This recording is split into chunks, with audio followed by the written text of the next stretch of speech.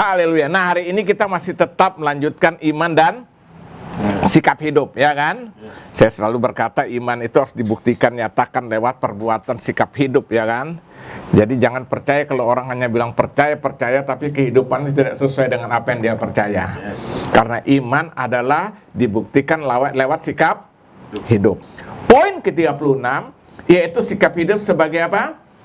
Dengan hati menyadari bahwa kita adalah seorang apa? Kita sedang ada dalam peperangan setiap hari, setiap saat, setiap detik, bahkan setiap menit. Tapi peperangan kita bukan apa? Melawan darah dan daging, tetapi melawan roh-roh di udara. Jadi kita sendiri digambarkan sebagai apa? Prajurit. Saya udah jelaskan kemarin ada 6, masih ingat? Ada 6 hal kita posisi kita di hadapan Tuhan. Pertama sebagai hamba. Jadi waktu saya taat, saya hamba. Itu kita perankan setiap saat. Jadi waktu saya melakukan ketaatan perintah, ya, saya sedang memperankan sebagai hamba. Waktu saya belajar, jatuh bangun gak apa-apa, bangkit jalan terus. Kenapa? Saya murid. Makanya jangan sampai kita jatuh udah terpuruk, ya udahlah gue malas sudah melayani Tuhan, udahlah frustrasi. Itu bukan murid. Itu nggak tahu apa namanya itu kan. Nggak apa-apa, kan Alkitab jamin kalau engkau jatuh sekalipun tidak tergeletak, tangan Tuhan menopang. Amin. Asal kita bangkit, belajar terus. Amin. Seorang murid sepintar apapun nggak mungkin dapat nilai 100 terus. Satu saat jeblok juga, ya kan. Masa gara-gara jeblok, gua nggak mau sekolah, nggak juga, ya kan. Nah terus sebagai apa? Anak. Sebagai sahabat, itu hubungan komunikasi pergaulan dengan Tuhan sampai kita akrab banget. Nah terus sebagai anak tuh berbicara jaminan pemeliharaan hidup. Jangan takut, jangan khawatir karena Tuhan jamin hidupan kita. Amin. Terus sebagai apa lagi? Mempelai yang kelima, hidup dalam kekudusan, kedewasaan rohani. Karena seorang mempelai pria hanya mau menikah dengan orang yang dewasa, wanita yang dewasa. Amin. Nah yang keenam itulah prajurit. Nah sekarang kita sedang berbicara kita sebagai seorang prajurit, ya kan. Nah jadi kita ini seorang prajurit, saudara. Nah yang dibutuhkan seorang prajurit apa? Kekuatan. Makanya tentara itu dilatihnya luar biasa, ya kan. Dengan latihan keras, fisik dilatih, mentalnya dilatih. Nggak ada yang cengeng-cengeng situ kan. Yang kudu dilatih supaya kuat, nah ya kan. Dilatih supaya apa? Berani, ya kan? Nah begitu juga kita, Tuhan latih kita. Jadi seringkali masalah yang kita hadapin itu bukan menghancurkan kita, Tuhan latih kita supaya kuat. Amin. Saudara ini yang misalnya contoh ya, orang yang suka dendam, sedikit-sedikit tersinggung, marah, dendam. Percayalah kita ambil keputusan Tuhan, gua mau berubah. Siap, ngantri itu orang yang ingin buat kita supaya mancing kita. Karena dia latih kita supaya kuat. Amin. Jadi prajurit yang terlatih, ya kan? Nah terus yang pertama kekuatan, yang kedua apa? Keberanian, ya kan? Prajurit tuh harus menjadi berani, saudara. Kecuali disuntik, nggak tahu tuh benar atau enggak. Aduh, tadi saya lihat pakai pakaian loreng kan, sampai dibekap begini kan. Nggak tahu benar atau tuh hanya cerita lucu-lucuan tuh. Ya mungkin aja, saudara, ya kan? Sama disuntik takut. Nah terus yang ketiga kemarin apa? Seorang prajurit harus memiliki perlengkapan senjata ala. Lucu, tentara perang nggak bawa senjata. Senjatanya harus lengkap, ya kan? Ada senjata, ada pelurunya, amunisinya harus siap supaya bisa digunakan, ya kan? Jadi saudara, jadi sudah 3 hal saya bagi kemarin. Apa yang harus dimiliki seorang prajurit? Dia harus memiliki kekuatan, dia harus memiliki keberanian, dan dia harus memiliki persenjataan. Nah kita juga seperti itu. Kita harus kuat, kita harus berani secara roh, tapi kita juga memiliki perlengkapan senjata itu. Nah sekarang kita akan pelajari satu persatu apa senjata Allah itu yang Tuhan berikan, perlengkapannya itu apa aja. Nah yang pertama, senjata yang pertama yang kita akan miliki, yang harus kita miliki, perhatikan di ayat 14 bagian B. Jadi berdirilah tegap, berikat pingganglah apa? Kebenaran, dan berbaju jirakan keadilan. Jadi di sini dikatakan berdiri tegap, tapi bukan berdiri tegap, tapi berikat pinggangkan kebenaran. Jadi senjata Allah yang pertama di sini itu berbicara hidup di dalam kebenaran. Jadi kita harus hidup di dalam apa? Di dalam kebenaran. Kenapa, saudara? Karena kerjanya iblis setiap hari mendakwa kita. Saudara buat satu kesalahan, selama kesalahan itu tidak diselesaikan pada Tuhan, itu menjadi kesempatan iblis mendakwa. Percaya saya. Dia mendakwa, makanya Alkitab katakan dia mendakwa kita siang dan malam. Coba saudara buka Wahyu 12 ayat 10. Nonca boleh bantu bacain, Non. Wahyu 12 ayat 10, dan aku mendengar suara yang nyaring di surga berkata, sekarang telah tiba keselamatan dan kuasa dan pemerintahan Allah kita, dan kekuasaan Dia yang diurapinya, karena telah dilemparkannya ke bawah pendakwa saudara kita yang mendakwa mereka siang dan malam di hadapan Allah kita. Lihat, pada akhirnya pendakwa itu dilemparkan. Siapa pendakwa itu? Iblis. Siapa yang didakwa? Orang-orang yang dalam Tuhan berusaha dia mendakwa. Nah, buka lagi Yohanes 8 ayat 36, saya baca di situ. Makanya Tuhan Yesus berkata ayat 36 dari Yohanes pasal 8, jadi apabila anak itu memerdekakan kamu, kamu pun benar-benar merdeka. Jadi saudara lihat apa senjata Allah itu. Yang pertama, senjata Allah yang harus kita miliki adalah hidup di dalam kebenaran. Dan standar kebenaran yang kita pakai bukan kebenaran saya, tapi kebenaran firman Tuhan. Yohanes 17 ayat 17 berkata, firman-Mu adalah kebenaran. Nah, standar kebenaran kita firman. Jadi kita harus hidup benar dan ukurannya firman. Kenapa kita harus hidup benar? Karena waktu kita hidup benar, iblis tidak bisa dakwah. Percaya saya. Nah, saya pakai ilustrasi. Ada satu ilustrasi menceritakan dua anak kakak beradik umur sekitar 11-12 tahun, adiknya sekitar 10 tahun. Ini laki-laki dua, selalu main bersama, saudara. Nah, satu saat mereka tuh tinggal di rumah yang cukup besar, halamannya besar. Nah, jadi kedua anak laki-laki ini punya seorang ayah yang senang piara binatang, piara burung, piara ayam. Lalu apa yang terjadi? Jadi bapaknya ini punya ayam kesayangan, seekor ayam jago, ayam jantan gitu loh, piara ya karena memang senang. Nah, suatu saat anak kedua kakak beradik ini main ketepel, main-main rupanya yang adik ketempel nggak tahu bagaimana kena kepala ayam yang kesayangan bapaknya, mati. Akhirnya mereka cepat-cepat gali lubang berdua kan, mereka kubur tanam, maksudnya supaya apa? Aman, nggak ketahuan kan, paling tinggal ngebohongin dikit. Kamu lihat nggak ayam apa? Oh, nggak ada, nggak tahu ya kan? Saudara tahu. Nah, setelah selesai itu, ya bapaknya emang belum bertanya, nggak tahu. Nah, setiap hari kedua anak ini sekolah. Setiap pergi sekolah dikasih mamanya apa? Uang jajan. Kakak dikasih, adik sih kak dikasih. Dalam perjalanan mereka cuma jalan kaki karena sekolah nggak terlalu jauh.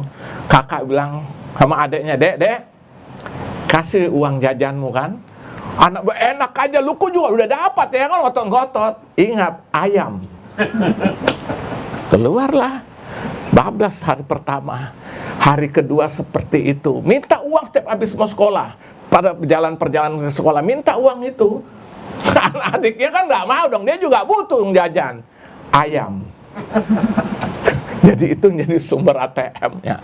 Balas. Gelisah juga, 1 minggu gitu kan, stres juga. Sampai suatu saat pagi hari libur, bapaknya lagi baca koran, adiknya udah nggak tahan. Akhir dengan mewek menangis, air mata tercucur, dia datang kepada bapaknya. Pak, aku mau ngomong terus, boleh nggak? Ya silakan. Anaknya dia cerita, Pak, ayam papa tuh yang nggak ada itu, aku nggak sengaja aku ketepel karena kepalanya mati. Saudara tahu apa yang dilakukan oleh bapaknya? Bapaknya langsung panggil dia, merangkul, memeluknya sambil mengelus kepalanya. Dan bapaknya bilang, Papa sudah tahu. Papa lihat waktu itu kejadian, Papa kebetulan berdiri depan pintu jendela kamar. Papa lihat, cuma Papa ingin kejujuran kamu mengaku pada aku. Akhir saat itu dia peluk, dia bilang, udah nggak apa-apa ayam, nanti Papa bisa beli ganti. Saat merdeka nggak? Besok sekolah. Kakaknya nggak tahu kan? Bapaknya lagi baca koran waktu itu ya. Jadi besok sekolah, begitu sekolah dapat uang jajan lagi, kakaknya, Dek, ayam, mau ayam kak, kebo kayak emang apa urusan? Saudara lihat, saudara mengerti ilustrasi ini? Kenapa anak si bungsu bisa seperti ini? Karena dia mengalami kemerdekaan, diselesaikan dengan bapaknya kesalahannya, amin. Nah, orang yang hidup bisa mengalami kekuatan, ya kan, dia bisa menggunakan senjata itu. Saudara tahu, yang pertama waktu hidup di dalam apa? Dia hidup di dalam kebenaran. Iblis nggak bisa nuduh kita. Saudara lihat, orang yang nggak benar itu tertuduh terus. Ada seorang karyawan yang mungkin di seorang pemerintah, ini kejadian, saudara. Saya baru dapat cerita, ya kan. Sudah pensiun, kaya. Seorang pegawai pemerintahan dengan jabatan yang hebat, kaya banget. Sampai sekarang pensiun pun tidak nyaman dia. Masih takut-takut terus. Jangan-jangan nanti ke depan, tidak tahu berapa tahun ke depannya kan. Tapi coba kalau kita hidup jujur, benar. Mau makan hari ini kayak dengan sambal terasi, habis makan kenyang, aman, nggak ada tuduhan-tuduhan, nggak ada rasa ketakutan, benar nggak, saudara? Makanya di sini Paulus bilang kan, pergunakanlah segelengkap apa? Senjata Allah. Apa itu, saudara? Persenjataan Allah yang selengkapnya apa tuh? Hidup di dalam apa? Kebenaran. Waktu kita hidup benar, iblis tidak bisa menuduh. Itu senjata. Amin. Makanya Yesus bilang, kalau engkau mengenal kebenaran, kebenaran akan memerdekakanmu. Dan kalau anak memerdekakan, artinya Yesus memerdekakan kamu, sungguh-sungguh merdeka. Amin. Nah, seperti tadi saya bilang ilustrasi. Besok ayam, mau ayam kak, bebek kek, kebo juga nggak ada urusan. Dia udah merdeka, ya kan? Nah, jadi saudara lihat, hidup dalam kebenaran itu bukan hanya untuk supaya gua kelihatan kudus, bukan aja itu, tapi itu juga senjata. Amin. Iblis tidak bisa menyerang kita kalau kita hidup benar di depan Tuhan. Tidak ada alasan yang dia pakai, karena pembela kita langsung Tuhan itu sendiri. Amin. Jadi ini senjata Allah yang kata Rasul Paulus, saudara, ya. Jadi yang pertama, apa yang harus apa senjata Allah itu yang harus kita gunakan? Pertama, hidup di dalam kebenaran. Nah, yang kedua, saudara, apa senjata Allah? Yang kedua, hidup dalam keadilan. Perhatikan terus di dalam Efesus tadi, perhatikan di Efesus pasal yang ke-6 tadi. Saudara perhatikan di ayat yang ke-14 masih, 14 bagian C-nya tadi. Ya kan, jadi berdirilah tegap, berikat pingganglah kebenaran, dan berbaju jirakan. Baju jira, apa itu? Keadilan. Hidup, yang kedua, hidup dalam keadilan, menggunakan baju jira keadilan. Artinya apa, saudara? Artinya ini memiliki sudut pandang yang objektif. Ya. Jadi saudara, yang maksud dengan hidup dalam keadilan itu kita memiliki satu konsep pemandangan itu yang objektif gitu loh. Adil dengan merata tuh beda. Setuju nggak? Merata tuh kalau saya bagi setiap orang, satu orang 10.000 tuh merata. Tapi kalau adil tuh saya membagi sesuai dengan kepentingan kebutuhan masing-masing. Itu namanya adil. Ya kan? Nah, yang dimaksud di sini dengan keadilan itu artinya memiliki sudut pandang yang objektif, saudara, ya. Objektif. Jadi saya melihat sesuatu itu bukan menurut hanya ukuran saya, tapi saya melihat segala sesuatu apapun dalam kehidupan ini selalu dari sudut pandang Tuhan. Supaya keadilan itu ada. Nah, coba saudara buka dulu dalam Injil Matius pasal 5. Matius pasal yang ke-5 ayat 37. Jika ya, hendaklah kamu katakan apa? Ya. Jika tidak, hendaklah kamu katakan tidak. Apa yang lebih daripada itu berasal dari si jahat. Ini objektif nggak? Kita menilai sesuatu, melihat sesuatu, hitam ya hitam. Jangan hitam kita bilang, oh ini kayaknya putih, ini abu-abu. Hitam ya hitam. Nah, ini disebut dengan hidup dalam keadilan. Termasuk kita menjalani keseharian hidup, kita harus memiliki sikap seperti itu, saudara. Jadi saudara, nah ini konsep Kristen, konsep firman seperti ini, saudara, ya. Nah, ini semua merupakan apa? Senjata Allah. Iblis nggak bisa lakukan apa-apa kalau kita sikap seperti itu. Amin. Nah, itu sebabnya ini yang kedua. Jadi persenjataan, apa senjata Allah itu? Yang pertama hidup dalam kebenaran, kedua hidup dalam keadilan. Yang ketiga tetap hidup menjadi berkat berdasarkan Injil Kristus yang membawa damai sejahtera. Jadi hidup kita harus tetap menjadi berkat. Dasarnya adalah Injil Kristus yang membawa pada damai sejahtera. Perhatikan ayat yang ke-15. Kita kembali dalam Efesus lagi, ayat-ayat ke-15. Kakimu berkasutkan apa? Kerelaan untuk memberitakan Injil damai sejahtera. Kakimu berkasutkan, kata Rasul Paulus, kakimu berkasutkan kerelaan untuk memberitakan Injil. Injil yang bagaimana? Injil yang membawa damai sejahtera.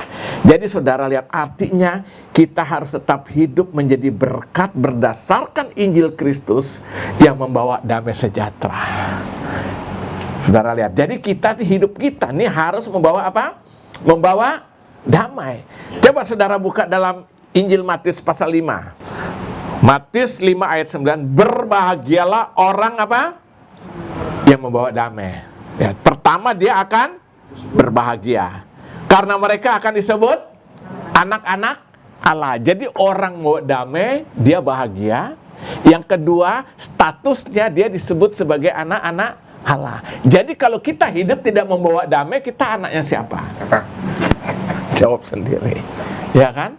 Nah, kita saudara, saya mau katakan salah satu senjata Allah yang kita gunakan apabila kita hidup menjadi berkat berdasarkan Injil Kristus yang kita beritakan untuk membawa damai sejahtera. Amin. Itu menjadi berkat hidup kita. Dan ini yang saya katakan apa? Ini yang saya katakan bahwa kita sedang hidup dalam peperangan roh, tapi senjata Allah sedang kita gunakan. Kenapa? Di sini dikatakan berbahagialah orang bawa damai, karena Yesus itu Raja Damai. Yesaya pasal 9, ya kan? Dia disebut orang apa? Bapa yang kekal, Raja Damai. Lambang pemerintahan ada di atas bahunya. Dia Allah yang perkasa, Raja yang kekal dan Raja, Allah yang kekal dan Raja Damai. Jadi kalau kita hidup dalam dia dalam kita, otomatis ada enggak damai itu? Namanya Raja Damai hidup dalam kita, pasti dia akan menuntun kita pada kedamaian. Akhirnya hidup kita membawa berkat kedamaian. Jadi kalau kita lihat sesuatu yang nggak damai, kita datang menjadi berkat mendamaikan. Amin. Bukan kompor-komporin, ya kan? Cara lihat. Nah, ini semua senjata Allah yang Tuhan minta, yang Paulus katakan. Sehingga hidup kita menjadi dahsyat, ya kan?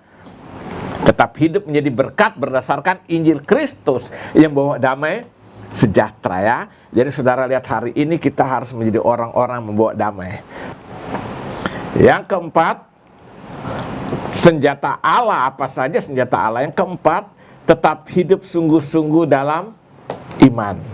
Nah, jadi saudara lihat, senjata Allah yang keempat, senjata perlengkapan senjata, tetap hidup sungguh-sungguh di dalam iman. Baca ayat yang ke-16.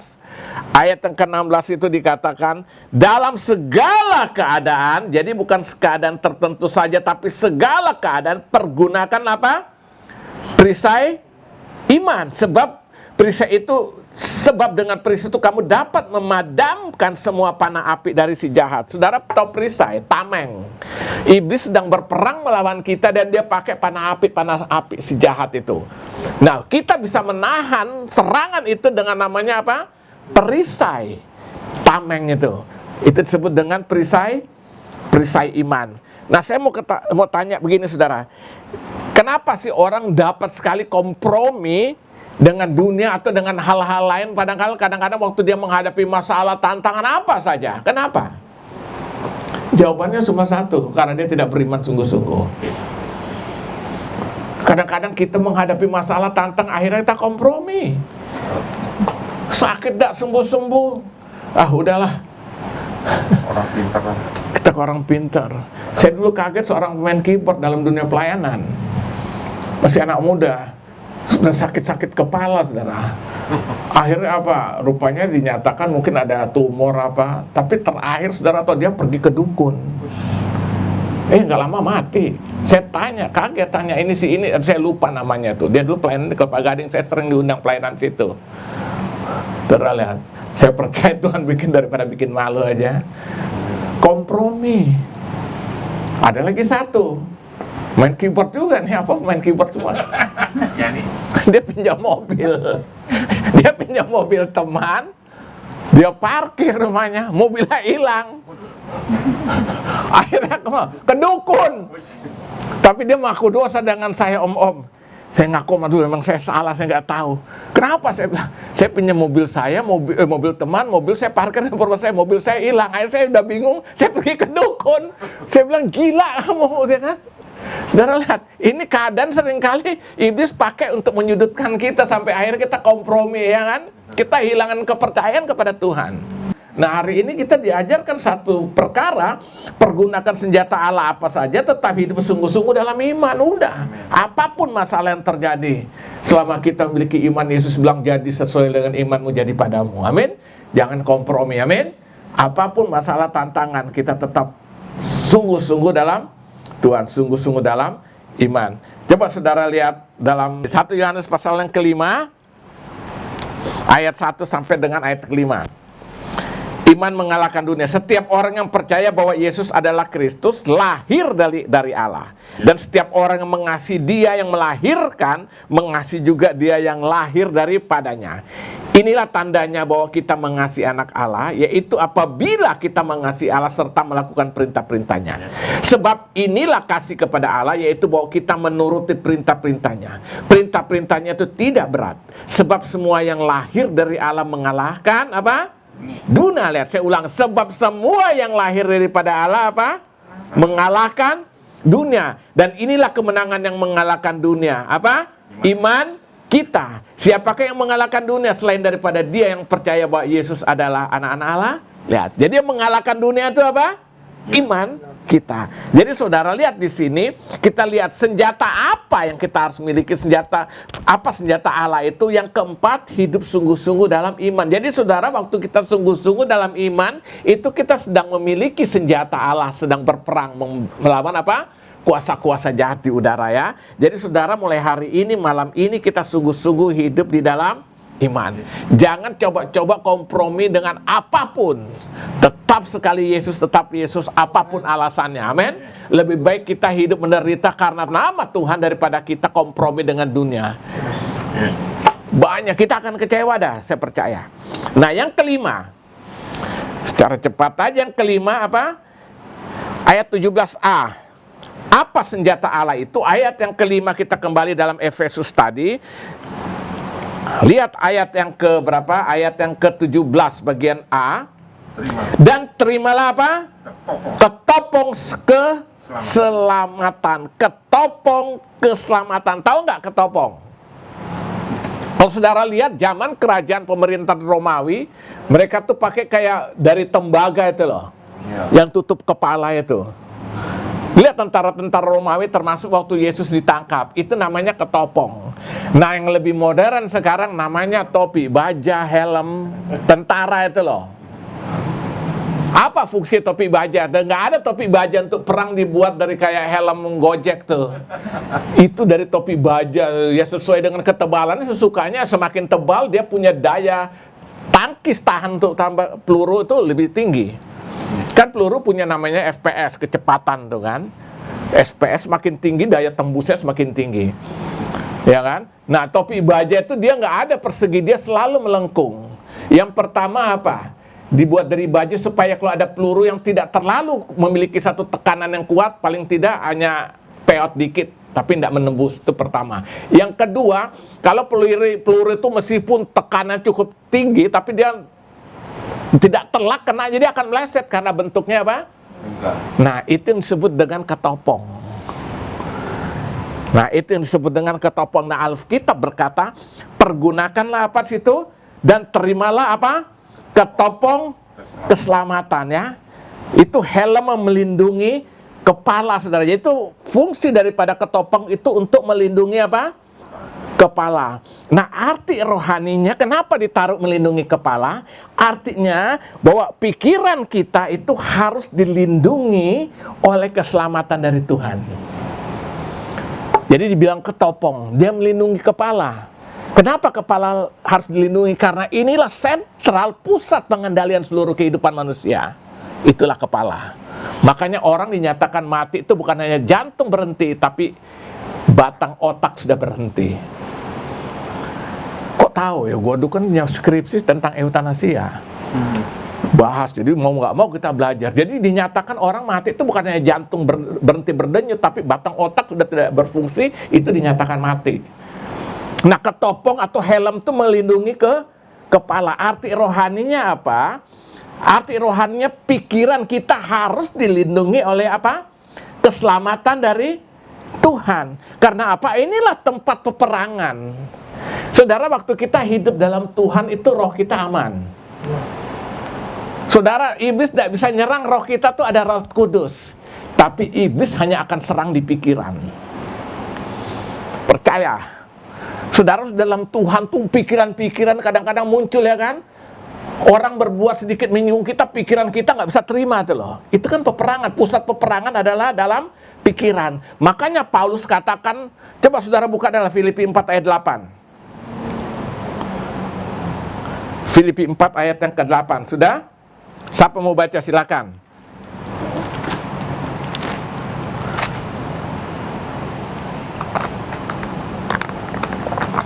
Filipi 4 ayat ke-8. Terus saya aja baca. Jadi akhirnya saudara-saudara, semua yang benar, semua yang mulia, semua yang adil, semua yang suci, semua yang manis, semua yang sedap didengar, semua yang disebut kebajikan, dan yang patut dipuji, pikirkanlah semuanya itu. Lihat. Semua yang baik-baik disuruh pikirkan. Kenapa? Sumber pengendalian hidup manusia dalam pikiran nih loh, yang mempengaruhi roh kita aman karena ada roh Tuhan. Tapi pikiran ini selalu diserang iblis. Makanya Amsal 4 ayat 23, jagalah hati. Betul, hati itu sempat ini kan. Tapi pikiran yang iblis serang itu adalah pikiran. Makanya Roma 12 ayat 2, di situ Paulus bilang berubahlah oleh pembaharuan akal budi. Karena ini kita sudah oke, ini kita belum bisa tidak sejalan dengan hati kita atau roh kita. Nah, makanya sini Paulus bilang pergunakanlah ketopong keselamatan. Artinya apa? Biar pikiran kita juga selalu dijaga oleh keselamatan daripada Tuhan. Amin. Pola pikir kita harus pola pikir yang baik. Semua yang baik sudah didengar, yang suci, semua pikirkanlah semuanya itu. Saya beri contoh sederhana. Saudara misalnya disakiti seseorang atau dicurangin seseorang. Saudara mulai tiap hari saudara pikirkan itu. Saudara makin baik semakin tertekan. Lama-lama timbul benci. Tapi saudara pikiran dari segi positif. Udahlah. Saya percaya Tuhan punya rencana lewat ini supaya saya juga dibentuk. Langsung berubah loh. Ketenangan kita berubah. Percayalah. Makanya Paulus bilang berubahlah oleh pembaruan akal budimu. Filipi 4 dia bilang pikirkanlah semua itu hal-hal yang baik. Amin. Selalu yang datang dari Tuhan itu yang the best. Amin. Nah, pikirkanlah itu semua. Amin. Nah, ini senjata. Kita sedang ada dalam peperangan rohani itu. Amin. Yang keberapa sekarang? Yang ke-6. Sekarang kita lihat senjatanya apa saja saudara. Senjata Allah. Yang ke-6, pedang roh. Apa itu pedang roh? Pedang roh itulah firman Allah. Lihat ayat 17 kembali lagi. Ayat ke-17. Dan terimalah ketopong keselamatan apa? Pedang roh, yaitu apa? Firman Allah. Ya kan? Pedang roh itu adalah firman Allah. Jadi waktu kita sedang diserang oleh tantangan-tantangan oleh iblis menyerang kita, saudara tahu apa yang kita harus pakai sebagai pedang untuk melawan itu? Itulah firman Allah.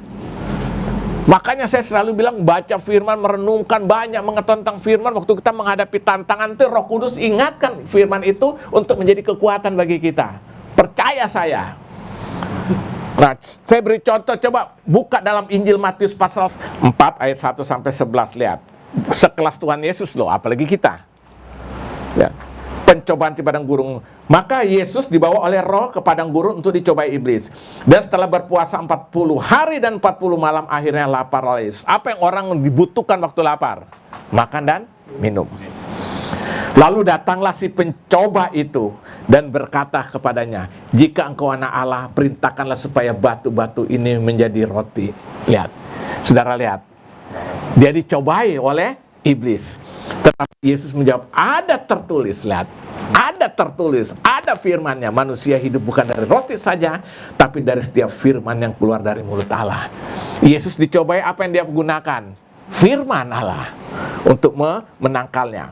Ayat kelima, kemudian iblis membawanya apa? Ke kotak suci dan menempatkan dia di bubungan bait Allah, lalu berkata kepadanya, jika engkau anak Allah, jatuhkanlah dirimu ke bawah, sebab ada tertulis mengenai engkau, ia akan memerintahkan malaikat-malaikatnya dan mereka akan menatang engkau di atas tangannya supaya kakimu jangan terantuk kepada batu. Perhatikan ayat 7. Yesus berkata padanya, ada pula tertulis, jangan engkau mencobai Tuhan Allahmu. Dia jawab dengan firman, dia tangkis, ya kan? Lalu tidak puas, iblis jawab lagi, dan iblis membawanya pula ke atas gunung yang sangat tinggi dan memperlihatkan kepadanya semua kerajaan dunia dengan kemegahannya. Ini tawaran-tawaran materi ini, mamon. Dan berkata kepadanya, semuanya ini akan kuberikan kepadamu jika engkau sujud menyembah aku. Maka berkatalah Yesus pada, nyala iblis, sebab ada tertulis, engkau harus menyembah Tuhan Allahmu dan hanya kepada Dialah sajalah engkau bakti. Lalu iblis meninggalkan dia dan lihatlah malaikat-malaikat datang melayani Yesus. Sekelas Yesus aja dicobai, dia jawabnya apa? Pakai firman, ada tertulis. Jadi saudara lihat di sini bahwa pedang roh yang dimaksud itu adalah firman Allah. Amin.